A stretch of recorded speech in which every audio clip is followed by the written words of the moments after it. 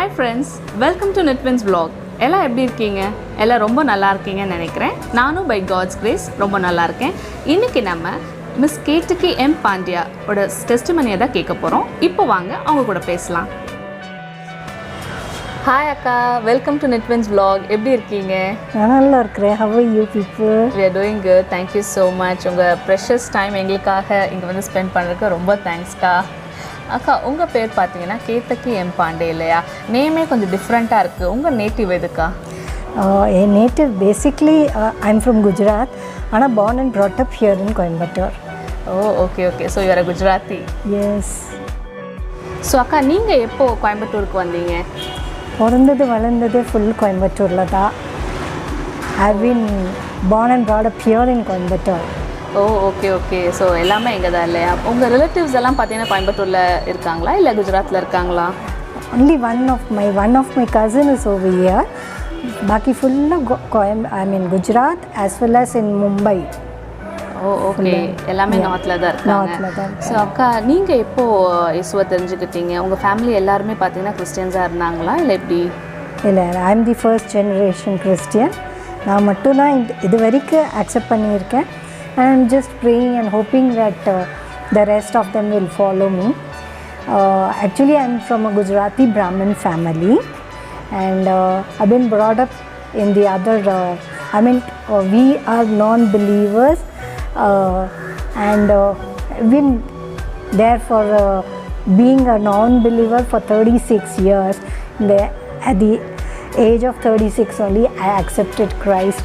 And that also is a very beautiful journey I would like to share with you all. I was like very stubborn and what do you say that, very strong-minded person, and I was whatever I decide I used to do like that. I decided one day to go to Malaysia to go and work over there, and without my parents' consent, I just gave my passport for stamping, for visa stamping, and I was working in a travel agency, so I knew all the details of how to get my passport stamped and all that. So I gave my friend who was having that passport office who gets visa stamped, and I got my visa stamped, and one day I just told my parents that my visa is stamped for Malaysia, so I need so much of money, funds. You have to keep it ready because I'm going there to work in Malaysia. And they had no other option other than to give it to me because my passport had already gone for stamping. So they reluctantly gave me, but then they ultimately gave me the money. So I went to Malaysia, but I had gone on a visit visa, and I was working there, visit visa. I went there and I was working there for like, after going there, within 10 days I got a job in one African Nigerian company. It was run by a Nigerian, and I was working there, but still I didn't have my visa stamped, work visa stamped. And I had a friend there who introduced me to one of the agents over there, and agent said that my work visa will be stamped, and I gave off my passport to that agent, but it was almost a month, and still my work visa had not come, and I was so worried and all that. Meanwhile, I had a friend who were there believer friends who were there in Malaysia. So they said, Ketki, why don't you come? You're so worried and all that. We are finding it so difficult. Whenever we see you, whenever we talk to you, we find that worry in your voice. So why don't you come over? I'll take you to a church. So I went to church with them, and they said, just don't come just like that. You come with a set of questions. Don't disclose it to anyone. You just have that set of questions within yourself, and you see our Lord will answer the question. So I said, okay, let me give a try, because I had tried all other gods, but I did not get any answer from any gods for that matter. So I went, and I diligently wrote 20 questions, and then I went to the church, and that day the pastor was speaking about love, and even when he was speaking about love, all the 20 questions were answered. So I thought it was just by fluke, I mean, it cannot be that all the 20 questions can be answered. So next week again they invited me. I said, they asked me whether the questions were answered. I said, of course, yes, the questions were answered.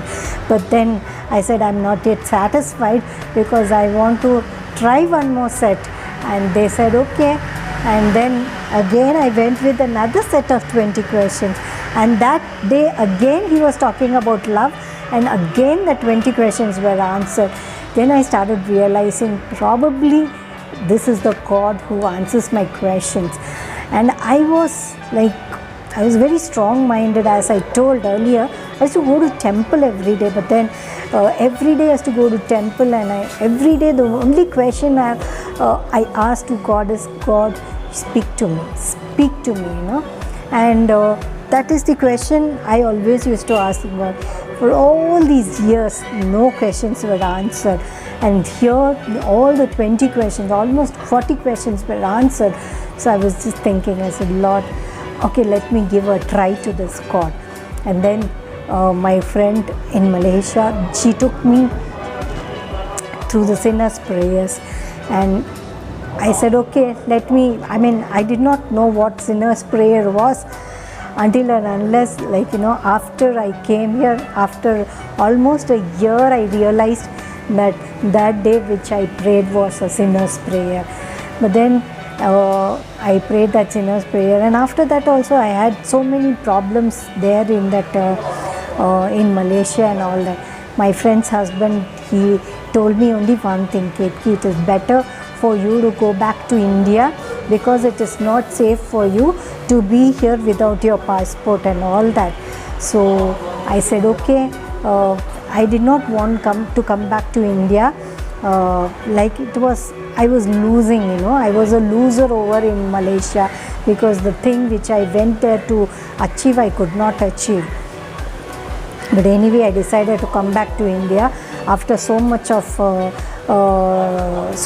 counseling from my friend's husband saying that it is not safe for me to stay in India, stay in Malaysia. So I came back to India. When I came back to India, it was not an easy thing because I did not have a passport. So I had to make a police complaint there in Malaysia. And there, the PG where I was staying, that lady, she came with me. She said, Ketki, come, I'll take you to the police station. And we went to police station. I just hooked up one story and said that because I did not have any details of my agents other than his phone number, and his phone number was also a prepaid one. It was not a postpaid card also. He had a prepaid number, so that he can change anytime he wants. Anyway, I went to police station, and there I gave a complaint. Police station, there also it was totally God's grace because my friends they kept on praying for me. They said, Ketki, do not worry, everything will be all right. So I went to police station. Within an hour's time, FIR was ready, and with that FIR, I went to the Indian High Commission. They asked me to go to Indian High Commission. I went to Indian High Commission. That they told that whatever the problems I had, because that day it was on a Wednesday, and the Indian High Com worked till only 12 o'clock. And I reached there by 11:45. I came back to India. Of course, I had a lot of problems in the immigration office also. They asked me to come the next day and all that. It was a big story. To cut it short, I came back to India, and I was so depressed all those days because I was feeling like I was a loser. I shouldn't show my face to anyone in the city also. I didn't come out for 15 days, almost for 15 days I did not come out of the house, saying that I was a loser, I was a failure. But my friend in Malaysia had told that her auntie was here in Coimbatore. I should go and meet her. And then I went and met her auntie. She introduced me to my mentor, who's Lizzie Akka. And when I came in touch with Lizzie Akka. She was going through a lot of difficulties in her own life. Beautiful testimony which she has to share. I mean, but it was so beautiful. And when I saw her life, I was thinking that yes, this Jesus is really powerful, and I would love to know Jesus. And then I used to go to her house every day. I used to go to her house every day, and then she introduced me to Jesus Christ. And I don't know when I accepted the Lord within myself, but then I took, after a year, I took baptism. That is on October 14th of October 2003, I took my baptism. And then I realized that yes, I have accepted Jesus Christ. I did not know, but I was totally in love with Jesus. But then when they said that when you take baptism, that is an outward indication of knowing Christ. That time I realized then yes, I would love to shout from the top of the roof that yes, I love Christ. And that is how I came into Christ. So Akka, you said you're coming from a Gujarati Brahmin background, so and you accepted Christ. So how was how was the reaction in your family? Did they accept you like that, or how was it? To tell you frankly, நான் வந்து கொஞ்ச நாளைக்கு அவங்களுக்கு சொல்லவே இல்லை that I've accepted Christ. I used to be like, I used to tell lies and come to church. I used to tell lies and go to my friend's place. Like I told you, my mentor, her place I used to go, and like I used to pray with them and all that. But then the Lord was always prompting me to tell my parents that I have accepted Christ and all that, but I did not have the guts of telling them. But one day the Lord prompted me so very much that I had to tell, that I had no other go. So I told my parents, actually I told my mother and my sister, and they were like, they were worried. They said, okay, if you accept Christ is okay, but then why aren't you praying to our gods also? I mean, that was a thing which they were not able to understand. I will not say that I was persecuted. I will not say that I was persecuted in any way. It was only that their understanding was very different. Like almost for a year they used to tell me, go to temple, do this, do light the lamp, do this, do that and all that. But then I kept on saying that no, I will not do it, I will not do it. I told you, I'm very strong-minded, so I always used to stand against. I said, I will not do it means I will not do it. I was so stubborn. But then I will not say that they persecuted me. Only thing is, they always used to tell me that you believe in Christ, but you believe in this also. I mean, our God is also as equally powerful to Jesus. But then for me to understand what Christ is and the love of Christ is very, very difficult for me to explain to them. And because of that, we used to have this strife, a small strife as such, but not anything. I mean, nothing. They didn't punish me. They did not hit me or nothing of that sort. I'm just grateful to the Lord, because the Lord knows everything. He will not give anything beyond what you can bear. So Akka, how was your relationship with God? Like your prayer times and all that? Yeah, I used to pray. Earlier I used to pray so long, and the whole night, sometimes if I'm not getting sleep, the whole night I used to pray and all that. But those prayers were, repeated prayers, like, when I read Paul's letters, I understand, I was like clanging cymbals only. I was continuously praying the same thing, because that is what I used to do in my earlier belief. You continuously recite the same thing. So same thing I was doing here also. But yes, over a period of time my prayer changed, and my scripture reading also, the time of scripture reading also changed, and type of scripture reading also changed over a period of time. Akka, have you ever regretted for accepting Christ, or you wanted to go back to your old practices? I don't remember it. I don't remember, and I don't regret ever, because I so love Christ that there's no turning back. Amen. So Akka, how do you tell about Christ to others, to your friends and your family members? I feel my life is the one which has to speak to others, and other than me going and telling, because I'm a person, if somebody comes and tells me, I will not listen to them. Likewise, I believe all the others are also the same. I gauge them in the same standards. So I don't think so if you go and tell others that Christ can do all this and all that. Because I believed, when I started believing in Christ, when I looked into my friends, that is my mentor's life, I was looking into her life, and the way she was behaving when even among the trials and all that. So I believe that my life is the one which speaks better than my words. So Akka, how was your life after accepting Christ? I know, I will not say it is a bed of roses. Of course it is a bed of thorn and all that.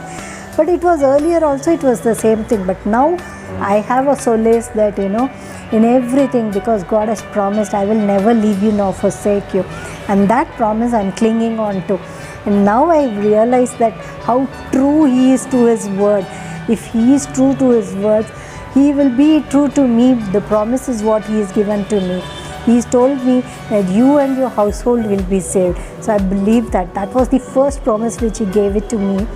And next promise is He will never leave me nor forsake me.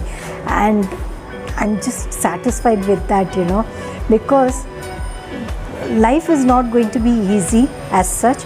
But then whenever I have problem, He's always given me a solution. Always He's given me a solution. And He's been pruning me. Pruning period is very difficult. I tell you, very truly, it is so difficult when He prunes me and all that. But then He's the Father whom I love the most. So is there anything that you want to tell to our viewers? I'm telling you, it is not because I have accepted Christ or something like that. But then when you trust in the Lord, and when you trust in Him, you will see all those things whichever He has promised. He said, if you believe in me, then you can do everything, whatever He said in the Bible, in the scriptures. Because all the scriptures are spirit-filled scriptures, it has been given by the Spirit. So please trust in God our Father, God in our Son, God the Holy Spirit, trust in Him. If you trust in Him, you will see what He can do. Like if He can make out of a fool, He can make the wisest man to be ashamed of. He can do anything. If He can allow a donkey to speak to someone, He can use anyone. He can use me. He can use anyone. That is what I believe. And I was a person who used to think I'm good for nothing. If He can use me, He can use anyone. I believe that. I'm the donkey which the Lord. And I will not say I'm the donkey, because I'm a child of God. If I'm a child of God, I'm displeasing my Father if I say that I'm a donkey. I'm a child of God. I'm a princess. So whatever He can do for me, He can do it for all of you. Thank you.